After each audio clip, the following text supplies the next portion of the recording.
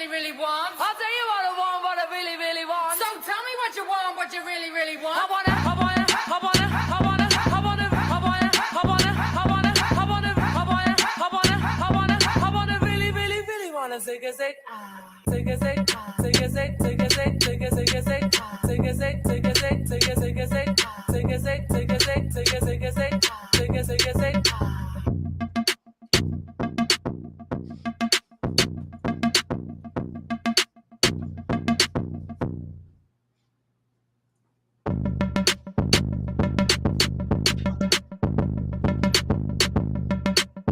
Aaron Bree can't hear me right now.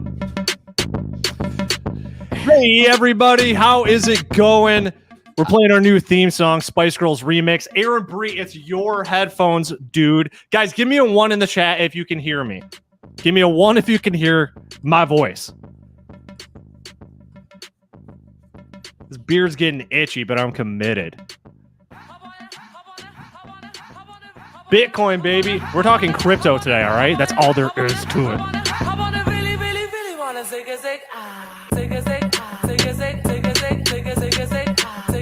Who's in Bitcoin right now? Give me a me, M-E, and one of these. Or this is an alternative. Give me one of these.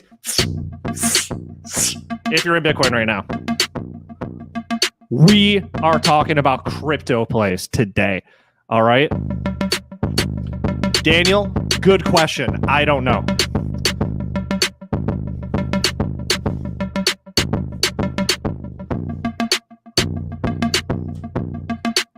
I tried to do a strobe light with my light, but it's too slow. Hell yeah. All right. So, short squeeze, question mark. All right. What's the dealio there? I don't know. I'm looking at this price structure and I like it. Shay said, told you. All right, Shay. When did you say it? Shay, get the clip from chat when you said it. Benjamin, don't know what you're talking about, dude. Look, all right. So what am I looking at here on Bitcoin? Number one, beautiful V-shaped reversal here on Bitcoin.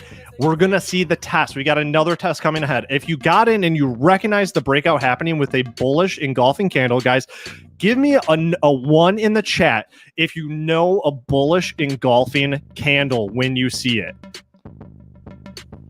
I want the receipts. Show me the receipts, Shay.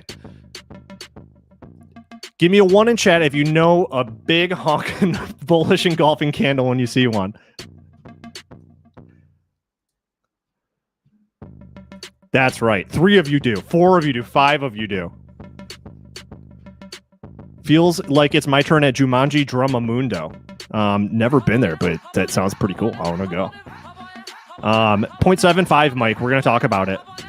Thank you, Cameron. Thank you for joining those presentations. Rose, all right, you're in the right place. Really, really simple. Let me demonstrate. A bullish engulfing candle is generally what happens when your stock or your cryptocurrency or whatever your financial asset you're looking at has been going down. And why is that looking all stupid? All right, whatever. I got wiggly marker today. Is going down. It's in a downward trend. All right, and there are a number of indications that exist that trend might be reversing.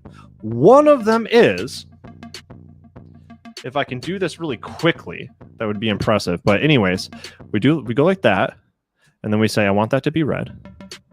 That's a red candle, all right?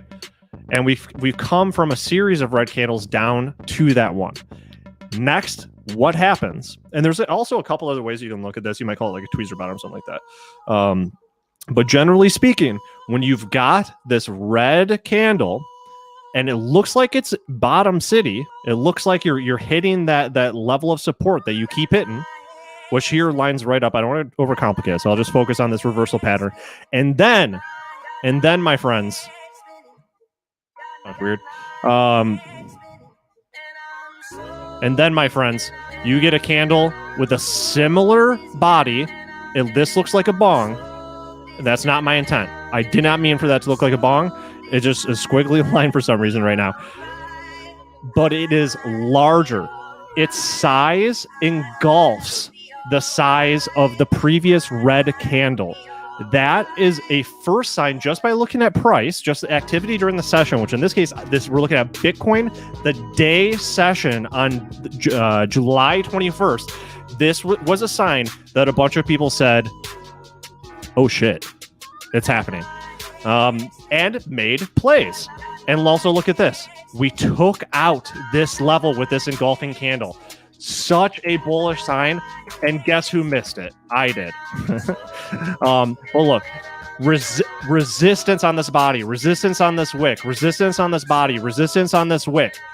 Not only did we clear out this candle and engulfed its size, we cleared out this candle, engulfed its size, and cleared out resistance that was 1, 2, 3, 4 days holding us down. All right, that's your bullish engulfing candle. Sign number one that a reversal might be about to happen. Another thing that happened, look at this. See that? See the volume here? Let me double click on this. When you guys are using your volume on your charts, I encourage you all to have average volume on your chart. All right, most charting tools will allow you very easily just to in the volume settings, add an average. So right here on TradingView, it says volume MA. That's just the moving average, trailing volume, I believe 20 day. And that allows me to see when one of these bars goes up or stops at or below, how it compares to the moving average. Now, look, this was the day. It was double the average volume for that session. All right. You've got volume in your favor. So here's another thing about volume, guys. Remember this. When you get big volume and you see big moves, thumbs up and a couple of these. When you get big volume and you don't get big moves, something is rotten in Denmark, Shakespeare. And you should probably look into that and maybe be careful. Big volume by itself with not a big price reaction means that you've got a lot of overhead supply and that you might be having a little failed breakout. And that's a potential to get whipsawed, baby. But we got that big old. This song is making me uncomfortable, guys. Let's do the standard. Let's do the Get Technical secondary theme song. I can hear you now, Neil. You're gonna do It's having some issues, audio. But well, hold on. Now that you're back. All right, guys. Make sure, now that you're tuning in to Get Technical properly, I have my faithful sidekick, producer AB, scratching his little scraggles. Neil and I are in a beard growing contest right now. He might be winning now. Your mustache is shapely, I gotta say. I have some beard oil on the way, some PEDs. I don't know if we discussed if that was allowed in the contest or not, but... Wait, what do you mean? Like, how is beard oil going to help you, bro? Is it minoxidil? Is it that's Rogaine? Is your beard oil Rogaine? Face, just Rogaine all on my face. Just at night. Yeah. I thought that's what beard oil does, is it helps your beard grow. No, probably. I think it just makes the hair soft and manageable. Okay. But your mustache, on point. I'll give you mustache points. Guys, make sure that you follow me at Neil's tweets, producer AB, onlyfans.com/ABAB69. Follow us and vote on who's going to win the beard contest. Joshua, it starts patchy before it gets into a nice, luscious, full. Oh, that's nice. Oh, that's nice. Wait, my brother told me that I look like Aragorn from Lord of the Rings. It was the best fucking compliment I've ever got in my entire life. I was going to say, maybe you should try bringing back a chin strap at some point, like a really thin, just on the edges. If this video gets up to 150 likes today, and we've got one of the best guests at any trading show can ever have. We've got Chris Capri here with us today. So if you're insane, if you're not smashing that like, if this video gets up to 150 likes, I'll shave my beard into a chin strap, an Abe Lincoln style chin strap. All right. I'm not cutting my hair though. Get out of my chat, Dad. It's my show. All right, guys. So that's Bitcoin. All right. So we had this awesome bullish engulfing candle, and then look at this awesome run. Now, when you have a run, what's the other indicator you're watching? When you're on a run, guys, with any asset, Bitcoin, any stock, whatever, What is the indicator that you should be watching? It's not a tell-all. It's not a fortune ball. Fortune ball? What do you call it? So it's not crystal ball. But what are you watching? Yeah, that's right, Webcoin. We at Benzinga, we like to give before we take. All right, we're givers. And I will shave my mustache to make that comfortable for everyone.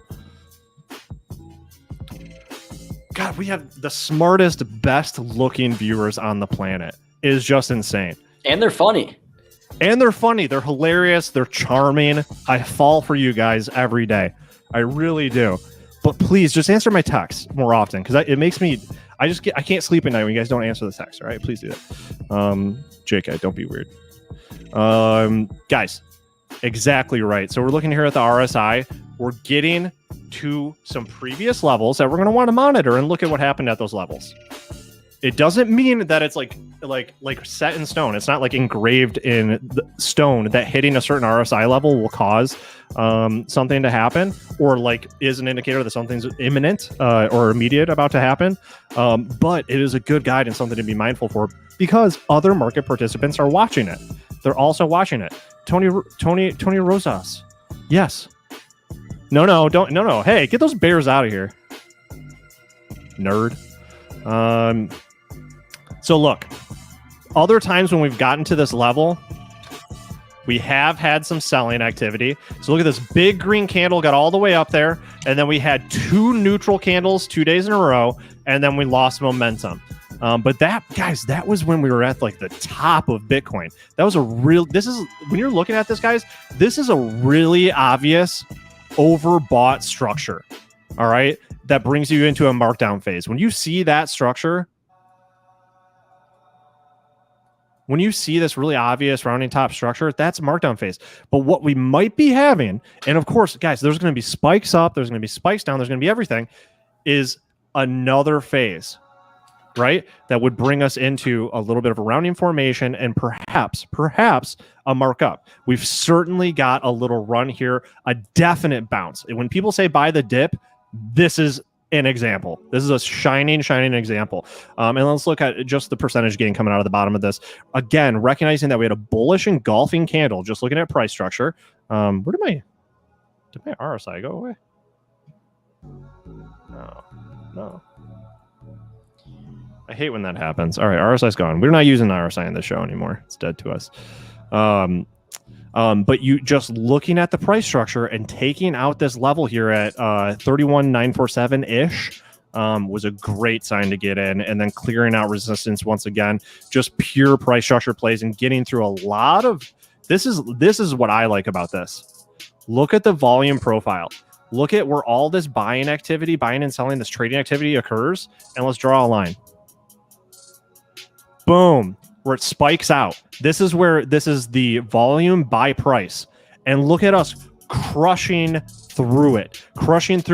If we break above about whatever this level is, this wick, slash these bodies, honestly, guys, I think you can use the bodies on this.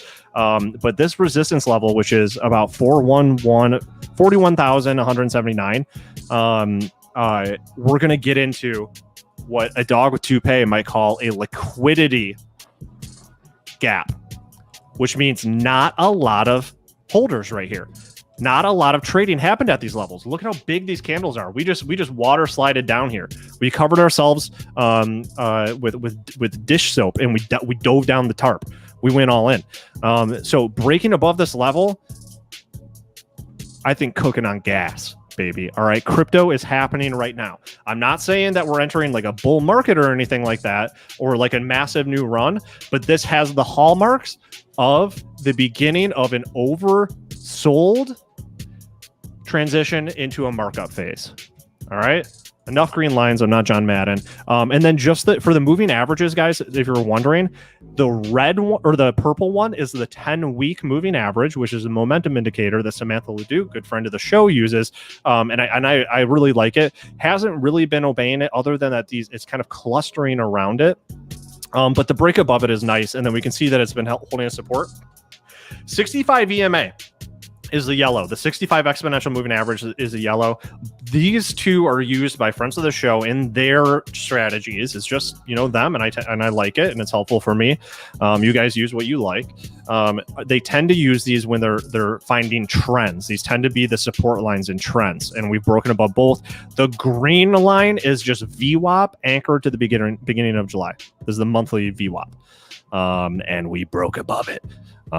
So there you go. Bitcoin's happening. Do you guys want to look at Ethereum? Yes, sir. ETH. ETH.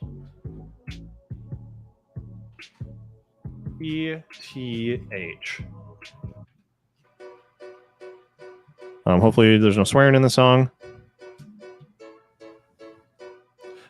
So if I had, who would do this? So this is, I'm going to do my best Sylvia Bellrock analysis on this. See how this line, can you guys see the yellow line? See this yellow line that I've drawn here? It's thick. Let me cran it up. We're not going to do an architect's pencil. We're going to do a cran. There, it's golden. That line has served as a sloping line of resistance at multiple points. Here, here, here, here. And then we're watching for it here. All right. This sloping line of resistance, guys, if you're watching, you have your charts open, just try it. Try drawing a line on Ethereum starting at the high of the day on May 20th. And then you can anchor the next point of it to the high of the day on June 7th.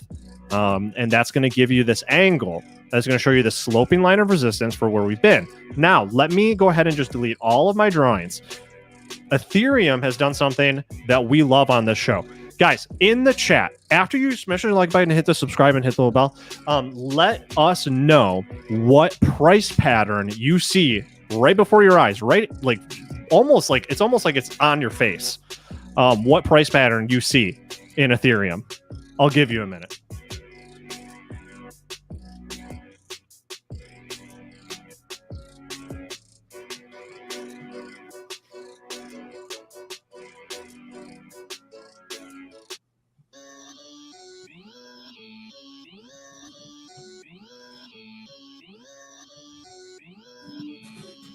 Guys.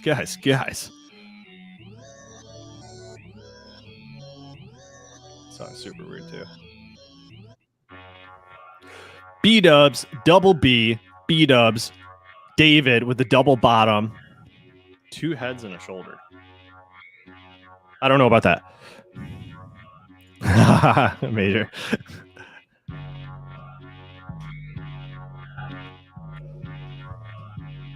So guys, make sure you hit that like and subscribe button if you love this and you cannot lie. Where's the thingy? Where's my thing? There it is.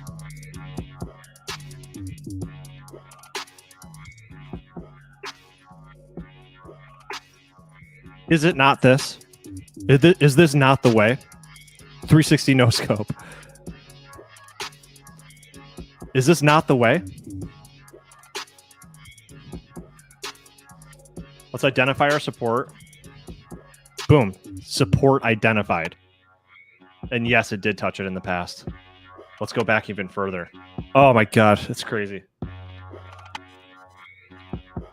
Look at this. It's almost like price has some sort of built-in memory. Support, support, support, support. Resistance. Support, support, support. Support. Support, support, support. Big, juicy, double bottom. That is right.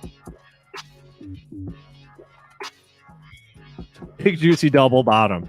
And get your big, juicy, double bottom jokes out of the way. Now, when you have a double bottom, how do you identify the neckline? Let me know in chat if you already know. Remember, it's not always the upper resistance. While that is important, while this level, the upper resistance is important because it will show up as resistance again. That's just how it works. Look where we got stopped out here. How do you identify your neckline? And based on the Neil get technical, the Neil get technical method of looking at a double B. a big fat double B. How do you identify it, guys? Let me know. So Neil, I got a quick question for you. So I know a lot of this stuff is kind of subjective, if you will. Some people... No, it's not. Well, not a lot of it. But what do you consider overbought? Over 70 RSI? Over 80? It depends on the stock or asset. You can just look at the history of it. So when it got to a certain level on the RSI and it sold off, that was the level that was overbought, and vice versa when it popped. That's the level that was oversold. Or some things just get oversold into the center of the earth. That makes sense. Going down. So so guys, with technical analysis, the show's called Get Technical, so we've got to be pretty orthodox about this stuff. We're taking subjectivity out of the equation. We are looking at what is so that we can make educated forecasts on what may be. We're taking subjectivity out. I misspoke. I didn't mean that the numbers were subjective. I just meant that some people have their RSI set at 70. Some people have it set at 80. You're saying it depends on the asset, which just makes a lot of sense to me. Yeah, some people said it more aggressively. Which makes sense. I mean, a lot of times, look at Bitcoin's got to get like super overbought before it finally sells off because it just goes on crazy runs. All right, guys. No one told me how to set the neckline. So no free swag for you guys today. I'm sorry. That was going to be a pop quiz free swag. We look for the meat of the trading. What was the resistance within the structure? And let's go down to the 6 hour and see if we can identify that more accurately. And you can see ongoing resistance around this level. And then, so now that I've identified this level, let's take a look at what that did to the candles, or how that looks with our candles in the future. So we've got our meat of the trading, which lines up pretty nicely about the body resistance here in the past. And then we've got this resistance here on the right side of our butt cheek. And then it shows up once again as resistance. This is what I use when I'm looking at a double bottom reversal and I'm making trading decisions as my future resistance. Whereas a lot of textbooks will say, put it at the top of the ass crack. I say, no, my friend. Not so fast. We look at the meat of the trading here and look at that. That would have, like, waiting for the top of the ass crack, you would have missed out on this nice big fat candle. All right, that's all there is to it. And then a lot of times, guys, see how this trading, that's going to line up with supply zones based on your volume profile. So you can see this little volume shelf. It's lining up pretty damn well with that supply zones, meaning that once we broke above that, we had a little free space to run for the buyers to drive up the price of the asset. Can we please get some fundamental analysis of Apple? Get out. You're in the wrong place. You trying to derail this whole thing? If you get the crack, that's just extra. That's right. All right, guys. So we looked at Ethereum. We looked at Bitcoin. We've only got 1 minute. All right. And so for that, guys, I want to ask you. Chow me, Bella. So, guys, I want to ask you. Yeah, exactly. I want to ask you. Do you guys have diversified income streams? Whether it's the stock market, the cryptocurrency market, futures, real estate, Pokemon cards, OnlyFans. Do you have diversified income streams? I'm gonna let you know you absolutely should. Don't put all your eggs in one bucket. I believe that's the saying. What we're going to talk about is not only swing trading, position trading, scalping, day trading, options trading. We're not going to talk about just that. We're also going to talk about, are you picking assets that you have conviction that, just like, we're on Ethereum, so I'll just stick here. That just like Ethereum, if you would have stayed in and continued averaging in over time, would have made you over 900% returns, and probably, no matter how good you think you guys are, probably engulfed your earnings on your active trading, your more aggressive daily trading.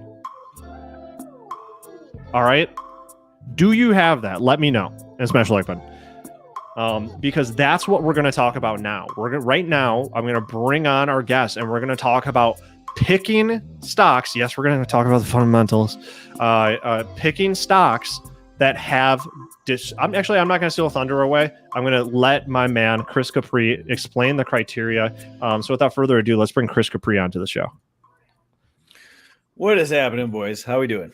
I'm doing pretty well, honestly. I'm doing great. I'm really happy to see something that gets people hyped up doing that again. Because that makes my job at Benzinga a lot easier. We like it when people are excited about the markets, and we've had a couple sort of uncertain days for the majority of retail traders, and then seeing these just very clear pops in cryptocurrency is exciting. I don't know what will happen next, but it's moments like this that make the hobby, the side hustle, whatever you want to call it, of investing and trading, really just fun on its own, unto itself. But how about you, Chris? How are you doing today? I am a little loopy. I had a massive fever last night. I have no idea where it came from. So I'm recovering from like 101 degrees right now. Holy and I had, like fever, chills, the whole thing. So I don't know where I am right now other than my seat in my office. And so I'm somewhere between here and there. That's where I am. But I still can talk about trading all day in my sleep. I love it. I love it. That's my jam. I hope that is nothing too serious, and I hope that you're able to fully recover. You look great, I gotta say. Baby blue is a great color. My makeup stylist, she did a great job with me today. She made me look human again. She's good. Yeah. No, you sent me the reference. I still gotta text her and see if we can set something up. So that's great. So guys, this is Chris Capri, secondskiesforex.com. Chris, we made a deal on Saturday's boot camp, which was our full day of trading. Guys, give us a 1 in chat if you were at the boot camp on Saturday. Full day of trading education. Chris was kind enough to spend some time with us talking about longer term holds, how to pick them, how to play them intelligently, not just, I think Roblox is the future of video games. So I'm going to buy this forever. And we made a deal because we ran out of time during the boot camp that he would continue that on Monday's Get Technical episode, where he's here every Monday. So make sure you tune in if you want more Chris. But Chris, for the uninitiated, that we're getting a ton of ones. So a bunch of people are at the boot camp. So good on you guys. The boot camps rock. So way to be. Igor, -1. That's not how this works. You do it too. But anyways, for those that don't know what you were teaching, I was hoping, Chris, that you could give a little introduction to exactly the focus and how you were approaching it. Sure. So when it comes to trading, it's important that you have a variety of methods that you can extract alpha from the market.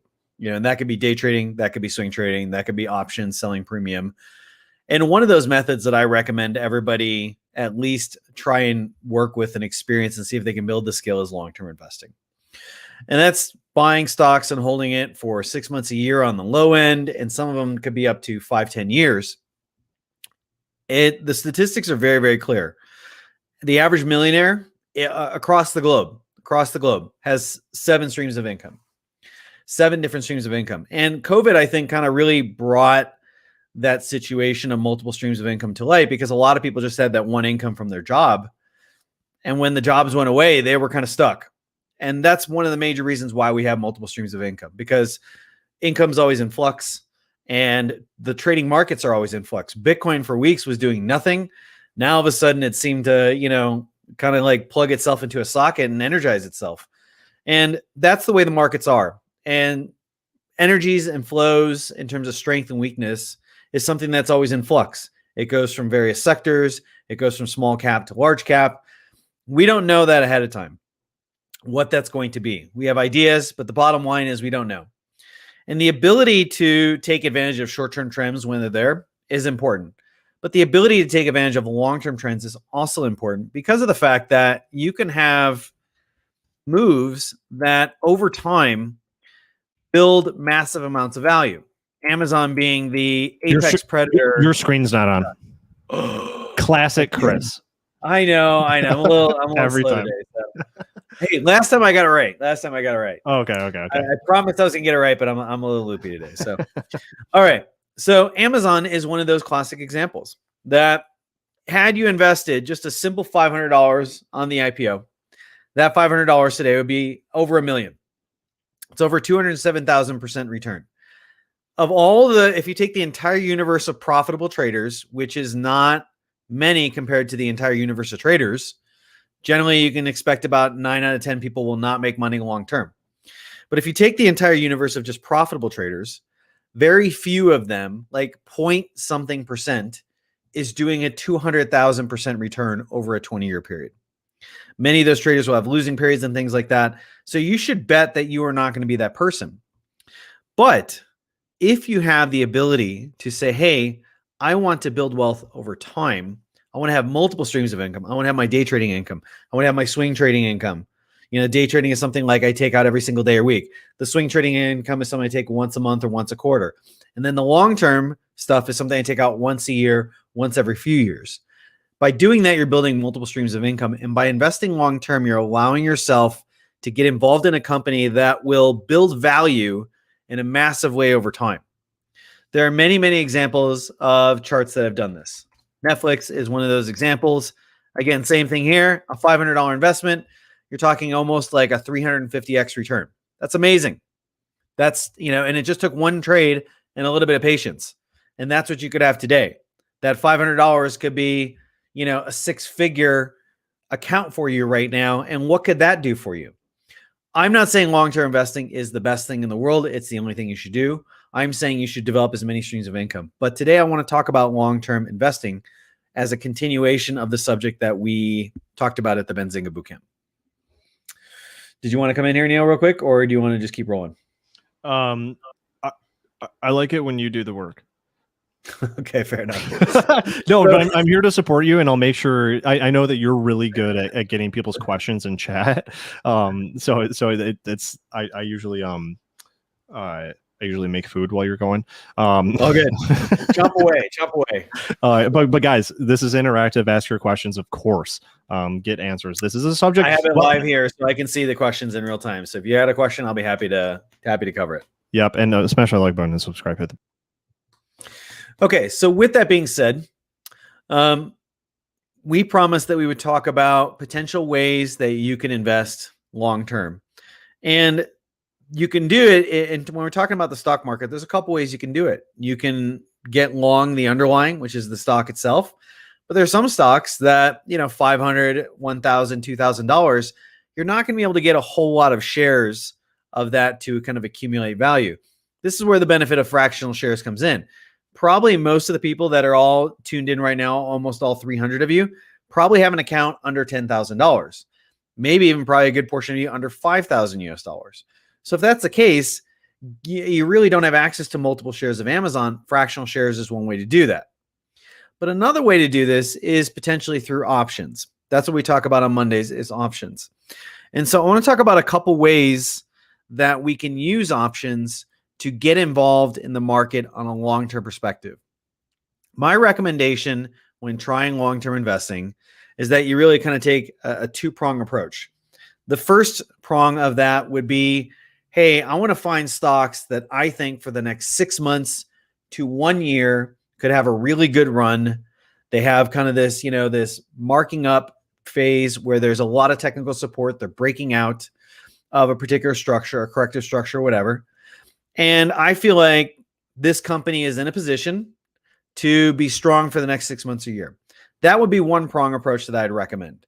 The other one would be, hey, what are some companies that are either established companies or are potential income generators that they have price stability, but they have really good dividends, like Verizon is one of those? Or are there companies that have just gone public or are, kind of about to go public that have the potential to be a disruptor, a market leader, and then a dominant player in their particular sector or field?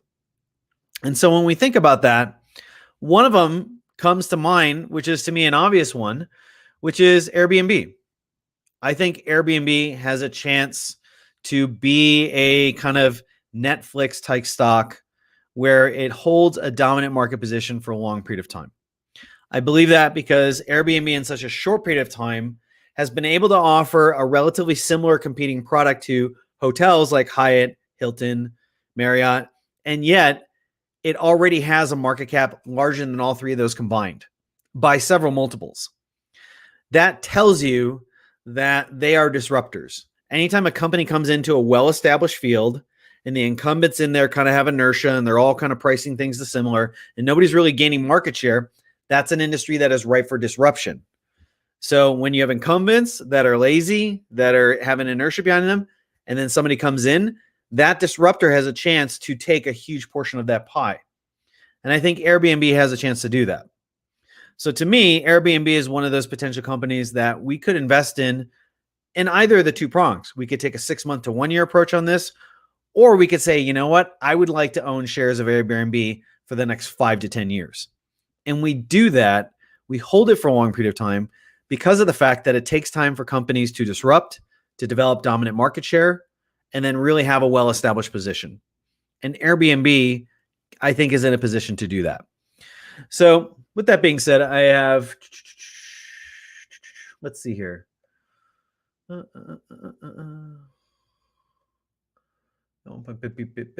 that's not that. Two-pay dog. Disney is a good stock. I definitely think Disney is a long-term one. They're in a very dominant position. Thinkorswim has me on a limited ability to do options in my live account, but on the paper trades, I'm learning stuff. Good. Yeah. Take your time, build the experience with the paper trades. But once you start to get to tier 3 level options, you can do a lot more with options. Where do you look to research a possible new company for a long-term hold? You can do the Benzinga app is actually very good for getting a lot of the research. I don't have a particular site where I'm trying to find a whole lot about the company because I'm really just trying to see what is the company doing. Are they disrupting? Are they already a well-established player? Or are they an income generator? For a disruptor, I'm just trying to find out what that company's business model is about. And you can get all that information in their quarterly filings. You don't need a specific website for that. Where do you look to research a possible new company for a long? Okay, I've answered that one there. He has not put up his disclaimer. SEC time for him. I'm not sure if you're talking about me. Is they talking about me in the terms of disclaimer, or is that you? I don't know. I don't know what this crazy person's talking about. The disclaimer's on the bottom, scrolling, has been the whole time. Okay. Somebody's got to lay off the crack pipe. So, you're a market. What about companies like Lots? Okay, we'll get into that. Indicators for stocks and Forex. We'll get into that. The indicators aren't so important, but we can get into that at a later point. T saying that's a fair point, Chris, and well put. I agree. Airbnb is a disruptor in a pretty archaic, slow to change market. Exactly. So one of the best categories to look for these long-term companies is disruptors. And again, all you have to do is say, hey, where is price stability? Where is there inertia? And where is there no new technologies being developed? That's a market that's ripe for disruption. Healthcare industry, telemedicine, insurance, pharma, like pharmacy, like online pharmacies. Amazon's moving into that because they realize that's an industry ripe for disruption. And Airbnb is that. Dominating. Okay, I think I've gotten all the questions. Long put spreads. Okay, so let's talk about this.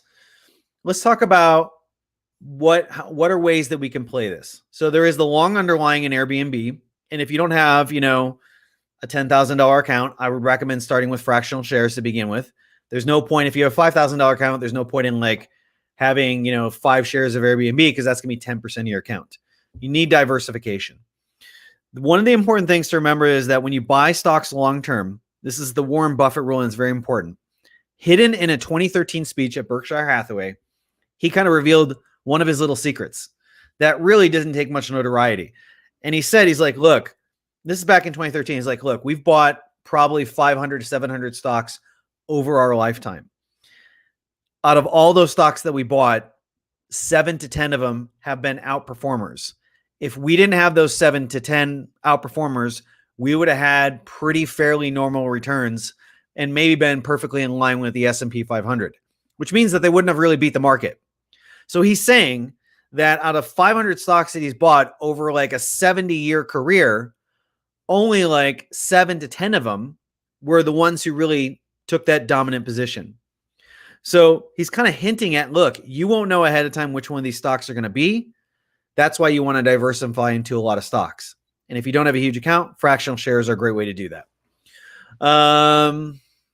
Chris Capri is greater than Kathy Wood. I appreciate the thoughtful comments there. Okay, so with that being said, we can levels of setting the Greeks with your options. Okay, so we're getting into that. So we talked about buying the underlying. Let's talk about options. If you're going to get long options on a stock long term, you have one particular challenge that you have to overcome, which is that if you're looking at a 6-month or 1 year or 1 year plus expiry, what's the one thing that is going to increase the value of that option, increase the premium to make it expensive to buy that option? Who here knows options enough to figure out which of the Greeks would make that premium very expensive? So who wants to take a shot at this in the chat? I'm watching it right now. Time. Yes, Daniel. Very good. Nicely done. Jeremy is saying volatility. Volatility is important, but when you start looking at volatility is very important in terms of pricing, but when you start looking at time, theta becomes very expensive. And since we're looking to own the stocks or have ownership of these stocks, we're generally looking to get long options. So if you want to buy outright calls on Airbnb, right now, the 1 year out, 135s are pricing in at about 2650 bid, 2685 ask. So you're going to pay $2,600 per option contract roughly just to control 100 shares of Airbnb. Again, if you only have a $5,000 account or $10,000 account, that doesn't become too feasible. Not really. So what are a couple other ways that you can do this? And I'm looking at the June 22, which is about 11 months out. So there's a couple ways you can do it. The first one is a bull call spread. Let me get my little... A bull call spread, it would be buying calls right around the current at the money strike, and they'd be selling calls an equal amount further higher up, further out of the money. By selling these calls here, you're going to collect a premium. So you'll collect that premium. Here, you're going to pay the premium. But by selling these further out of the money calls, you now reduce the cost of getting into those long options. The long calls at the current strike are just a little bit below that. So that's one way to reduce your cost. Another way that is a little bit more margin intensive, but gives you a potential for a credit, is called a ratio spread. So who here knows what a ratio spread is in terms of options? My students will know this. Victor is one of those students. He will know this. But who here is not one of my students who knows what a ratio spread is? Let me know in the chat. A 1 if you know what a ratio spread is, a 2 if you do not. Tom White saying gamma. Sort of. That's part of it. Okay. 1, nope. Jumanju, nope. 2, 2, 2. Okay. So a lot of people don't know, and that's understandable. Ratio spreads are more complex options. A ratio spread is basically saying, hey, I want to buy calls around the current strike, and I want to sell double the amount of calls further out of the money. So you would times 2. If you buy 10 calls, you would sell 20 calls further out of the money. Why would somebody do a ratio spread? Because by selling those calls further out of the money and a larger amount of calls, you can actually do it in such a way that you can get into the trade for a credit. That means you can get long the 140s or the 135s for a credit. And then you have a certain point of risk where you can actually maximize your profit. Let me show you the P&L on a ratio spread. So this is a P&L on a diagram for a ratio spread. This is Airbnb. This is the June 18th expiries. And this is what it looks like. You're getting long these calls, let's say 140. You're selling double the amount of the 170s. And so because of that, you're getting 2 times the premium that you're selling on the 170s. And that allows you to get into your 140 long calls for a net credit. This is your break-even line right here. So what this means is that if Airbnb tanks, like just totally tanks, we're totally wrong. we get to walk away with a credit. It's only 225, but it's still a credit.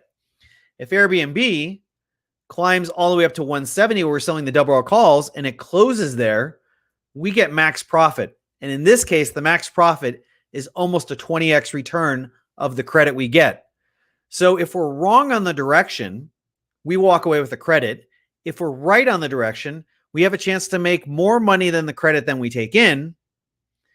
But there is a risk to this because we're selling 2x of the amount of calls at the 170. That means that as Airbnb continues to climb, eventually our profit starts to decline and we have a break even where at this point we're totally break even. That comes out at 207. So if Airbnb was to close at 207.30 or higher, this is that break even price, we would actually start to lose money in this trade. So ratio spreads are a great way to get long options at the money options or just around at the money options. Take a long position on a stock while getting in for a credit. The margin's pretty minor. It's about the same if you were to do a bull call spread. So you're spending about the same amount of money, but you have a wide range of profitability from here all the way to Airbnb falling off a cliff and going to zero. Anywhere below 207, you walk away with a credit. Anywhere above 207, you start taking a loss. So that is another way to get long options on long-term stocks. Now I see a bunch of questions coming in, so let me see if I can answer these here. Victor saying more credit received. Yes. What about just selling puts on down days to get the maximum premium? And if assigned, you get it at a good price. That's the third option. So that's my third way to do it, which is selling cash secured puts. There is a problem with that though. When you sell cash secured puts, you have a lot of risk. Technically, the stock could go to zero. So your risk your risk profile is different. And you're going to have to put up a fair amount of margin. Especially for a stock that's $150, $140, you're going to have to put up a fair amount of margin. So you have a different risk profile and you have a fair amount of margin to put up. I would not recommend selling cash secured puts unless you have a decent sized account that can buffer the margin. And if the stock starts to tank, you have a way to get long puts, or you can get short the stock to neutralize that position. Otherwise, you have asymmetrical risk on that. And I generally don't recommend that. You have to be really good with your timing. You have to be really good with your location. That takes margin. That takes skill. And I generally don't recommend that for, beginning to intermediate traders. Seasoned traders like myself, I do it. But I don't recommend that for stocks that are $150, $140. The stock is $10. Okay, it's not so bad. You start selling $10 cash secure puts, you got a $10 per share loss on that one. That's different to stomach than a $140 stock.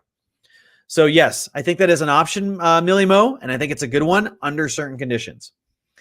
Okay, we got about 6 minutes, so I'm going to ask answer a few questions, and then hopefully we can go another 5 minutes.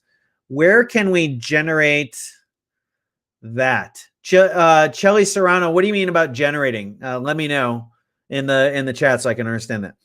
Hopefully your deltas line up a great way to get wrecked too. I'm not sure if you're talking about ratio spreads or cash secured puts. Yes. AJ Santa Maria saying, yes, it's a lot of margin on expensive stocks. Yes. And that's a challenge. Again, if you have a smaller account, margin is a critical weapon. That's why I recommend maybe using fractional shares, because that allows you to get in with a much smaller margin and diversify your holdings versus getting 2 or 3 options to hold them for 6 months or a year.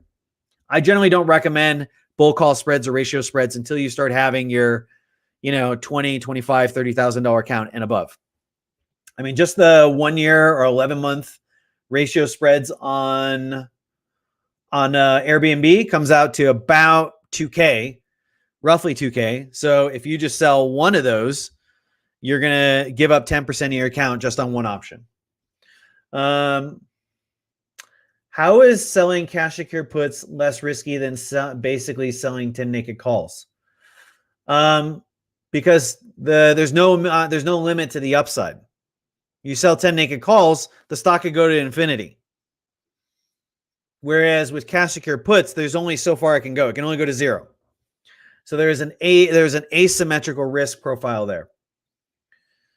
The spread chart thing in your PowerPoint. It's not a PowerPoint. You basically go into Thinkorswim. You line up the option that you want. You right click on it and you click analyze from the drop down menu, and then it will show you the P&L profile on Thinkorswim. So Thinkorswim does that for you. It's a great question. P. Farrell, what about selling covered calls? Should you go out longer on the time frame? Selling covered calls is a great way to invest in a stock long term if you have long shares. So you can't, there's no such thing as a covered call without actually owning the stock. I think it's a fantastic way to generate premium and income on a stock that you already own. Any like DraftKings, which was our big stock last year, we were selling premium every single month on that thing. And we held it from April, like 8 months, April all the way to December. We sold premium every single month on that. Every single month. And we would wait till it goes up to resistance. That would increase the value of the calls. Then we'd sell those calls further out of the money. And if that resistance held, it would pull back and thus reduce the price of those calls. And then we can close them out for a pretty quick profit. But I generally recommend, in terms of long-term investing, selling premium as a side income, without a doubt. Totally smart strategy. AJ Santamaria, can we do a ratio spread example on a less expensive stock? Yeah, but I'd have to like go into my platform, take the screenshot, and I got about 3 minutes left. Chelly's asking how you generate P&L. Okay, we answered that. So thanks, Zilch. Arigato. Okay. Salty. I mean, you can Google it, Chelly. You can Google it. It's very easy to do. I would love to bring my platform over to do it right now, but I don't have my Thinkorswim rolling right now. So I'd have to load it up, and by the time I load it up, this show is over and I'm done for the day. So my apologies if that didn't work out to your liking. Are you still trading DraftKings? Not right now, because I feel like DraftKings is in a position where I feel like it's at a value that makes sense. When we were buying it last year, I felt like, we bought it in April. We bought it in the 20s and 30s. I felt like that value didn't make sense. It felt undervalued. And so I felt like that didn't make sense. Now we're in the 40s, 50s, 60s. I feel like that kind of makes sense for DraftKings. I feel like the potential upside is not as great as it was buying in the 20s. So I'm not really trading DraftKings right now. I do have an alert to potentially consider around 35. I think at 35, you start to get a decent value. But if you look at DraftKings this year, it really hasn't performed well. It's right where it started. That's generally not a stock I want to get heavily invested in. Could be a great way to trade iron butterflies, iron condors, but I'm not as crazy about DraftKings in terms of long-term capital appreciation than it was last year. Why is Neil doing an angry? I don't know. Because they're acting up. You guys don't act up. You got Chris here. Somebody's asking about the disclaimer again. Don't What's going embarrass on with the disclaimer? What is going on with the disclaimer? Who's with you guys today? Cut it out. I don't know what's happening. It says right there, all content is for informational purposes, not to be used to invest in advice. Opinions do not represent those of Benzinga. It's right there. There's some people that are like, I don't know what's happening. At the bottom right there. Chris, what about Wish for long term? I thought about Wish, but I really didn't. It hasn't quite generated the interest yet. And I don't find it to be that much of a disruptor yet. I think it has potential, but it's not really taking away a whole lot of market share from the incumbents. If I think of some other stocks that are taking money away from the incumbents, in the Chinese EV market, who is an incumbent? Tesla. They are the dominant EV maker. Who is right on their heels? NIO. NIO's taken away about 20% of Tesla's profits in the last 2 quarters. NIO is a Chinese company. So I feel like they could be someone who could, at least in the Chinese EV market, start to nip away at Tesla there. And if they can be number 2 or number 3, then they can make a lot of money, and that creates a lot of potential long-term valuation. In terms of well-established players that I think are good long-term plays, I think Spotify is a fantastic one. We are like this close to pulling the trigger on Spotify. I think Netflix still has a lot of upside in it. I've talked about Airbnb, and I feel like the healthcare industry is about to go through kind of a major disruption. With COVID, it kind of accelerated certain trends. And as that happens, the biggest companies in the XLV, which is the healthcare fund or the healthcare sector fund, Some are going to rotate in and some are going to rotate out. And I think that's going to be in a position for long-term growth. Top of it, you get a dividend with this one. It's not gangster, 1.34%, but this is one of those funds that, look at this ETF, $500 back then, you've done pretty good. And if you had just regularly invested $10, $25 a month for the last several years, that account would have snowballed into a very big profitable account for you. So that would be a couple in there. Shelly was insulted. She was thinking for me helping with her question. My name is Zilch. My bad. Why is Ford lagging behind the industry? That's a very good question. I feel like Ford should be, but they're just not pulling the trigger. Maybe this is why. Oh my God, yes, I'm sorry. Arigato means thank you. Okay, yeah. My bad. All right, so I think we're coming towards the end of it here, and AB's about to make me exit stage left here. Chris, I would never kick you off, but get out of here. But our time today is coming to an end. We will be back next Monday. Cool. I'm looking forward to it. So hopefully y'all learned something from that. Hopefully you will continue to look at long-term options or stocks as a way to generate income. Again, your goal is to shoot for 7 streams of income, and long-term investing can be just one of those. Excellent closer, Chris. Thanks for being with us today, and we will see you next Monday, my man. Good seeing you all. Be well. You too, man. And go follow him at Second Skies Trading. Yeah, get that link in there. Follow the guy. Absolutely the real deal. No BS. The real deal. That's why we have him on the show. We love him. I'm going to kick him from the studio, though. He's got to go. No, I don't want to do that. All right, guys, make sure nobody... I'm just trying to breathe, guys. I feel like this is a platform where I can share my opinion on improving hygiene. Wait, what did I miss? What did I miss on Friday? I take one day off. Friday was a very normal, tame show. I would say downright boring. And those of you that were there, I'm sure agree. Nothing got out of hand. Leah says almost 100 likes. Guys, I don't know what's going on with you guys today. But I want to share something really quick. I put this, you guys were saying BT. I thought this was a show about my stocks. And so I gave you a chart. I gave you a link to the chart. And this is BT. All right. So I'm looking at this thing. Whoops. I'm looking at this darn tootin' stock. It's up like 100%. All right. So at this level, it's not totally overbought yet. But at this level, be prepared for that that pullback. But look, when I posted the link to my chart in chat, it was hitting resistance at the 65 exponential moving average, the golden moving average used by Mighty Soldiers Trades. And here it is. It's getting stopped there again. It's going to do the thing where it's like stocked at that 65. So that's the moving average you want to have in your chart, exponential moving average. And then these are the next levels you want to watch for. I would even say you're watching for one of these. One of these is going to be nice. And you can see, there's that consolidation right there. Oh, yeah. Feels good, like getting your back scratched when you find those levels of resistance that you're going to use as signals to scale into your position if you are long BT.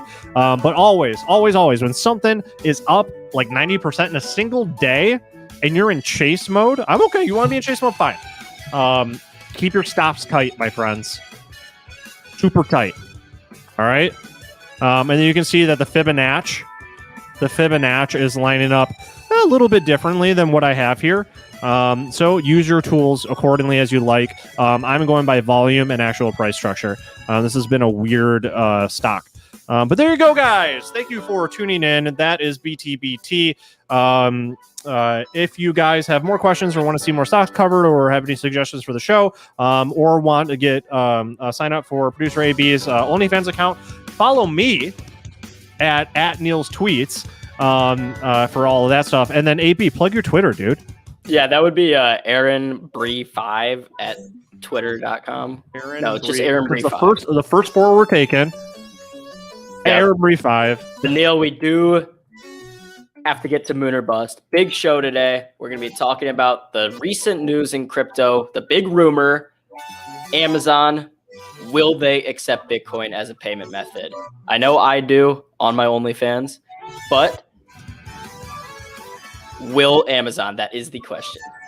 All right, that is the question, guys. So thank you all for tuning in. This has been Get Technical. I am Neil Hamilton, your humble host. With me, as always, has been Aaron Bree and our very special guest from Seconds Guys Forex, Chris Capri, a real one. Go to the store, grab a pack of Capri Suns, pop it, drink it, do one of these, and think about all the education that you got. Reflect on it while you drink out of that little bag of juice and go about how much smarter and better looking you are now that you've got that session on long-term investing from Chris Capri. Remember, 7 streams of income to become a wealthy millionaire. So think about that. All right. Happy trading, guys. See y'all tomorrow.